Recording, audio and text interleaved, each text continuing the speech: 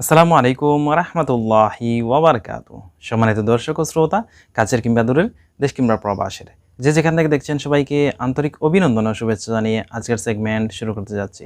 সম্মানিত দর্শক ও শ্রোতা, আজকের সেগমেন্টে আমরা জানার চেষ্টা করব জহিরুল ইসলাম নামের অর্থ কী, এটা ইসলামিক নাম কিনা এবং মুসলমান সন্তানদের এই নাম রাখা যাবে কিনা।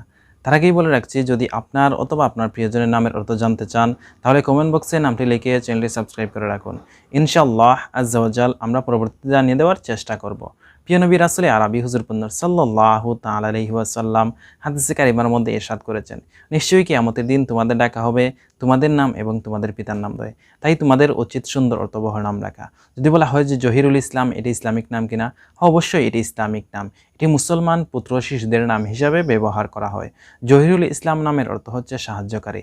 জহিরুল ইসলাম নামে বর্তমান সময়ে আহলে সুন্নাত ওয়াল জামাতের অত্যন্ত সুমধুর কণ্ঠের অধিকারী একজন বক্তা রয়েছেন, যিনার নাম হচ্ছে জহিরুল ইসলাম ফরিদি। যদি আপনার সন্তানের নাম জহিরুল ইসলাম রাখতে চান তাহলে এভাবে রাখতে পারেন: মোহাম্মদ জহিরুল ইসলাম, জহিরুল আহমদ, জহিরুল হাসান ইত্যাদি।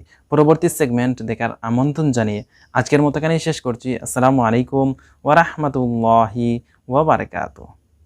জাযাকাল্লাহ, জাযাকাল্লাহ।